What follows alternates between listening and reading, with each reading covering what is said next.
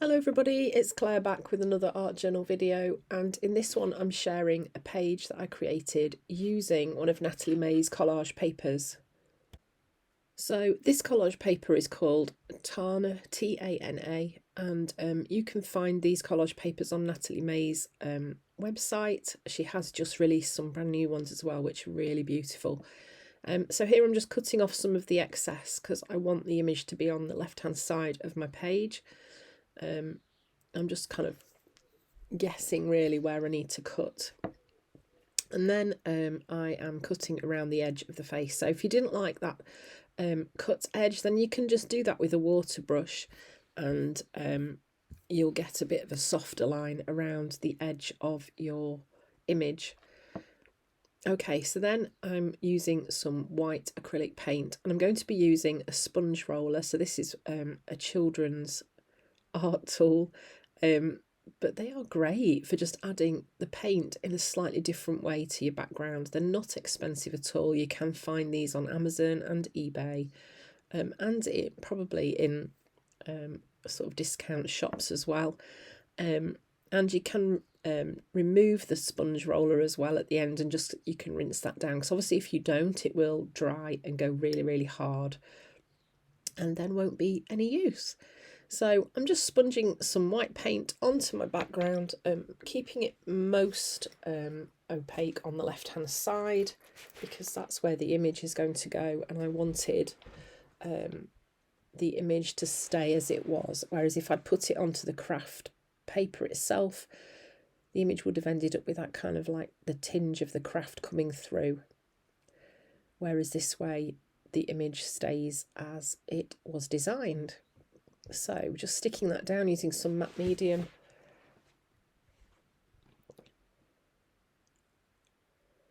As you know, and I've said so many times, this journal is quite thirsty. The pages soak up quite a lot of medium, so I always use more matte medium than I think I'm going to need. And then this is a way that sometimes I start to blend my collage images into my page, and that's by using some collage paper to just kind of mask those edges really. So this is another one of Natalie May's collage papers, and I'm just going to add a few pieces of this coming out from the edge of the image that I've put onto my background.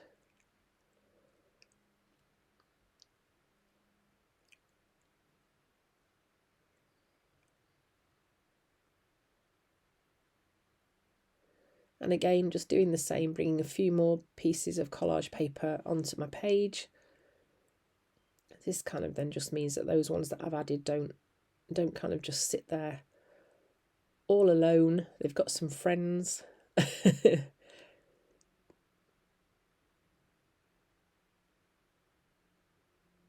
And all the time as well, I'm kind of thinking about, like, does the page feel balanced? Is there anywhere where there's a giant gap on my page where it doesn't feel quite right?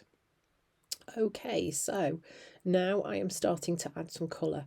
I'm using one of Dina's big fat round brushes, and this is eggplant that I'm starting off with. And I'm just removing a little bit of the colour through the stencil. This is the Squoval stencil from Dina.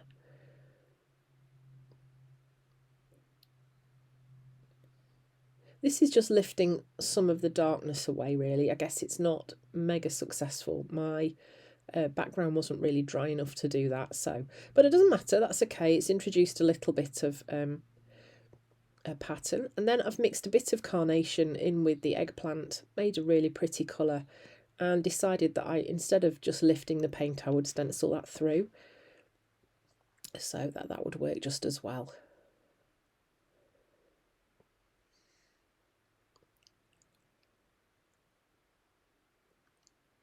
And then this is another little stencil from Dina with the small circles on, and again here I've just gone in with the carnation on its own, and you can see that's kind of toning down those darker areas.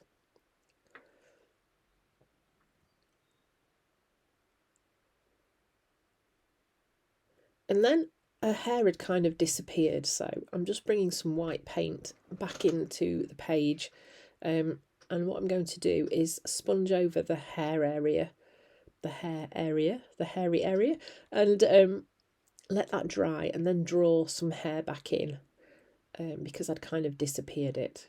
And then, just to lighten the page a little bit more, I'm going in with the Done Is Better stencil from Dina with the white paint that was left, and adding some stenciling. And then I'm adding some white splatters. This is another great way to kind of blend collage papers in. So you notice that before, the collage paper was very definitely kind of on its own on the left-hand side, and it kind of stuck out.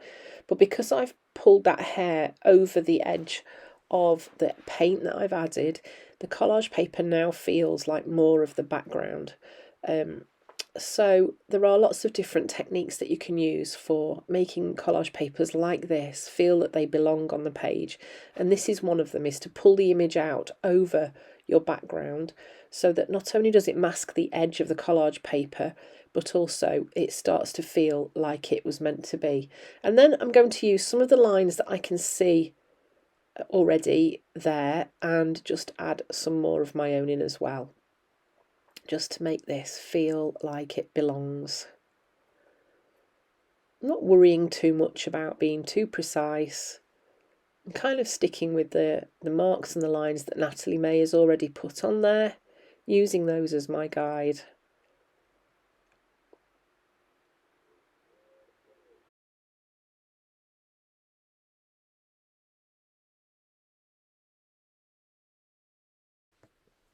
So this is the Sprouts mask and stencil set from Dina Wakley, and here I'm just going to add some little flowers and things at the bottom of the page, just to kind of fill in that area, using the same kind of tones and colours that I've used on the rest of the page. Here I'm just adding in a bit of white as well, just to create some different tones of that colour of the fuchsia and blackberry that I've got there.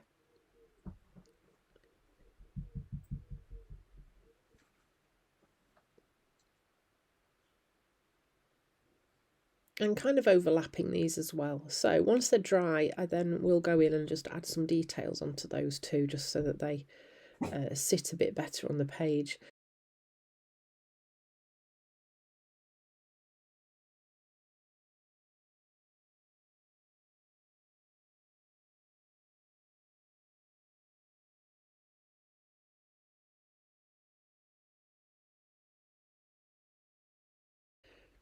So once they're dry, I'm then just using a Posca pen to just outline those lovely little floral shapes that are on there. And I will add some dots and some marks to those as well, just to help them feel a bit more, I don't know, just have a bit more detail. That's right. Anyone would think that I kind of like using pinks and purples. I'm just noticing that the page side by side have both got the same sort of colour palette on them. Obviously, these are my favourite colours.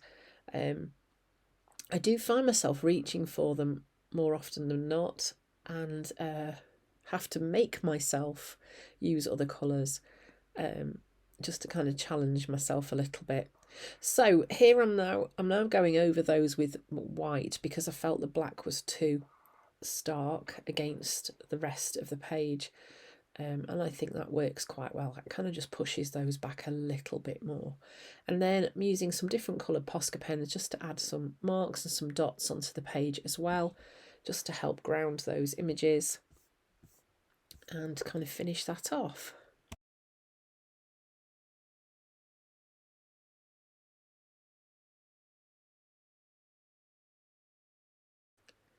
And then another way to just help things feel a bit more like they belong is to add some stamping over the top. So this is a text stamp. This is by Natalie May Scrapbooking, and here I'm just adding some of that onto the page as well. And then finally adding my quote into the space that's left on the right hand side using a large Posca pen. And this kind of resonated really with this page, because it wasn't one of my favourites, although for showing how to kind of add a collage image onto a page, it was probably quite effective.